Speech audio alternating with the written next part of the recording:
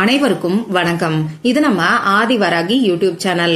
நாளைக்கு ஏப்ரல் மாசம் 11ஆம் தேதி வெள்ளிக்கிழமை, வருஷத்துக்கு ஒரு முறை மட்டுமே வரக்கூடிய சக்தி வாய்ந்த பங்குனி உத்திரம் நாளைக்கு நமக்கு இருக்கு. இப்படிப்பட்ட சிறப்பு வாய்ந்த நாள்ல இப்ப நான் சொல்ல போற பொருளை நீங்க வாங்கிட்டு வந்து உங்க நிலைவாசல்ல கட்டி வச்சாலே போதும், நல்ல ஒரு பணவசியம் நிச்சயமா ஏற்படும். பணவரவுல இருக்கக்கூடிய தடைகளும் தோஷங்களும் நீங்கி நல்ல ஒரு பணவரவு உடனடியா ஏற்படும். நமக்கு இருக்கக்கூடிய இந்த ஒரே வாய்ப்பை தவற விடாதீங்க. வாங்க, அது என்ன பொருள், யாரெல்லாம் இந்த பொருளை வாங்கணும், எந்த நேரத்துல வாங்கலான்னு இப்ப நாம தெரிஞ்சுக்கலாம். இது வரைக்கும் நம்ம சேனலை சப்ஸ்கிரைப் பண்ணாம பாத்துட்டு இருக்கீங்கன்னா மறக்காம சப்ஸ்கிரைப் பண்ணிக்கோங்க.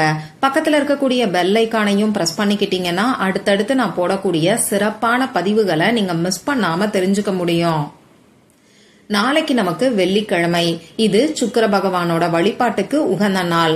சுக்கிர பகவானோட அதிதேவதை தான் நம்ம மகாலட்சுமி தாயார். அந்த வகையில ஒவ்வொரு வாரமும் வரக்கூடிய வெள்ளிக்கிழமை நாள் நமக்கு ரொம்ப ரொம்ப விசேஷமான ஒரு நாளா அமைஞ்சிருக்கு. அடுத்ததா நாளைய நாள்ல நமக்கு பங்குனி உத்திரம் இருக்கு. இது முருகப்பெருமானோட வழிபாட்டுக்கு உகந்த நாள். இந்த நாள்ல தான் முருகப்பெருமானுக்கும் தெய்வானைக்கும் திருமணம் நடந்ததா சொல்லுவாங்க. அதே மாதிரி வள்ளி அவதரிச்ச நாளும் இந்த நாள் தான். பல தெய்வங்களோட திருமணங்கள் நடந்ததும் இந்த நாள்ல தான்.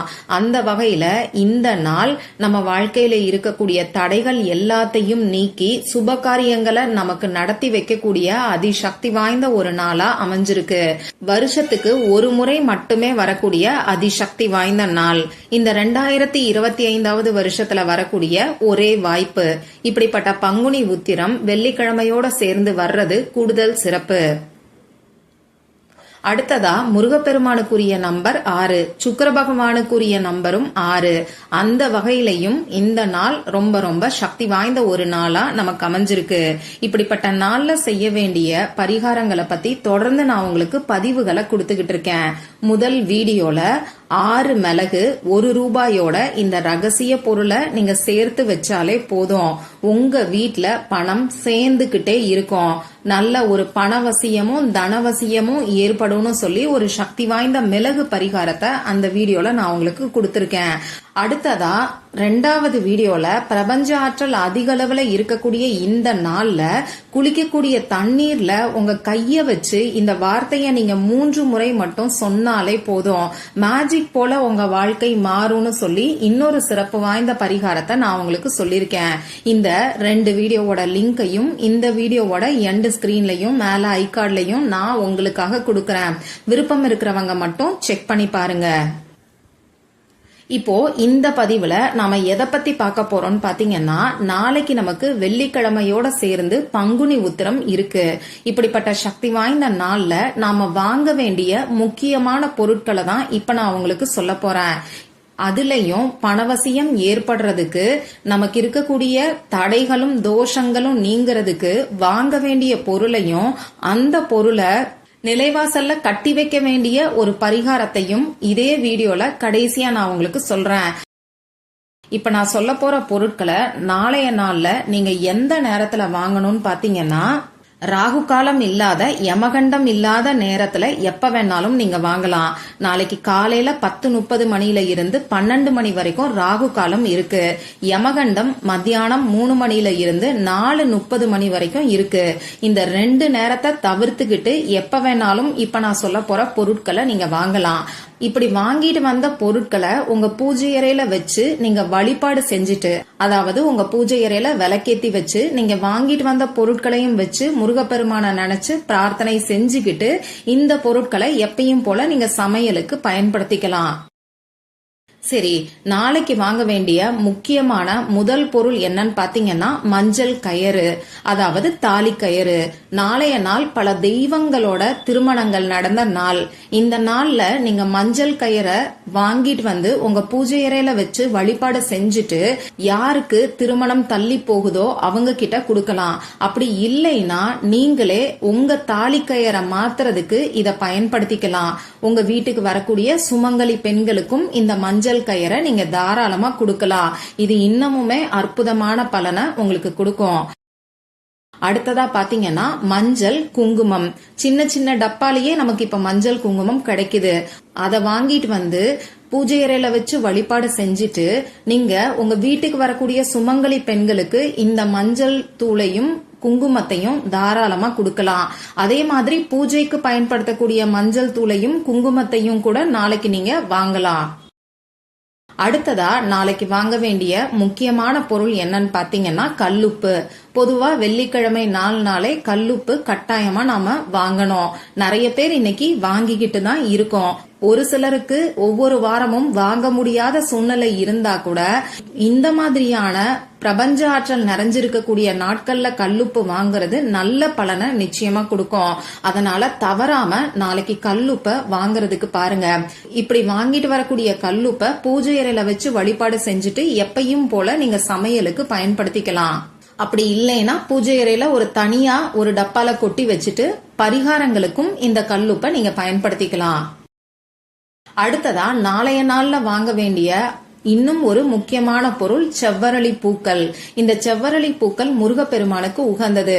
உங்க வீட்லயே செவ்வரளி பூக்கள் இருந்ததுன்னா அதை பறிச்சு முருகப்பெருமானோட திருவுருவ படத்துக்கு அலங்காரம் பண்ணுங்க. அதே மாதிரி இன்னும் ஒரு முக்கியமான பூ என்னன்னு பாத்தீங்கன்னா நல்ல ஒரு பணவசியத்தை நமக்கு ஏற்படுத்தி கொடுக்கக்கூடிய செம்பருத்தி பூ. நாளைய நாள்ல செம்பருத்தி பூ கிடைக்கிறவங்க தவற விடாம செம்பருத்தி பூவை செடியிலிருந்து பறிச்சு முருகப்பெருமானோட திருவுருவ படத்துக்கு வச்சு அலங்காரம் பண்ணுங்க. சரி, அடுத்ததா வாங்க வேண்டிய முக்கியமான இன்னும் ஒரு பொருள் என்னன்னு பாத்தீங்கன்னா துவரம்பருப்பு. இந்த துவரம்பருப்பு அங்காரகனுக்கு உகந்தது. அங்காரகனோட அதிதேவதை தான் முருகப்பெருமான்.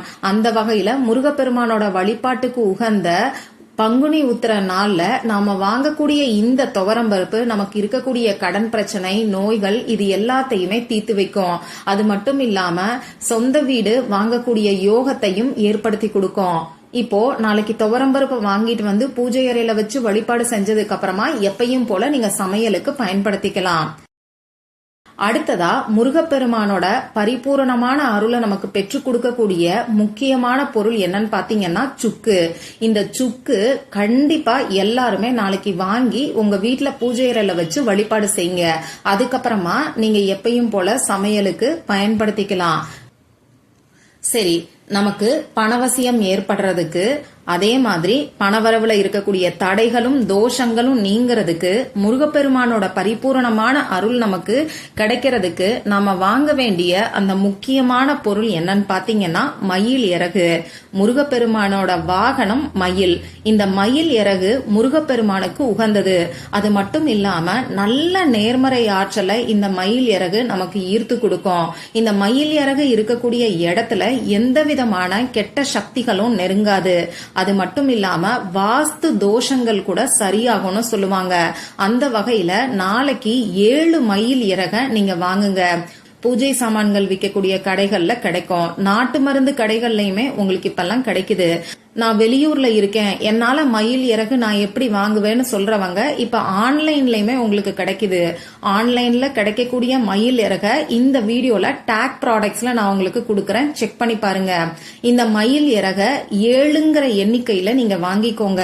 இத என்ன பண்ணணும்னு பாத்தீங்கன்னா உங்க பூஜை அறையில வச்சு முருகப்பெருமான நினைச்சு மனசுருகி பிரார்த்தனை செஞ்சுக்கிட்டு நாளைய நாள்லேயே இந்த மயில் இறக 4 ஒரு பண்டிலாவும் 3 ஒரு பண்டிலாவும் நூல் போட்டு கட்டிக்கோங்க.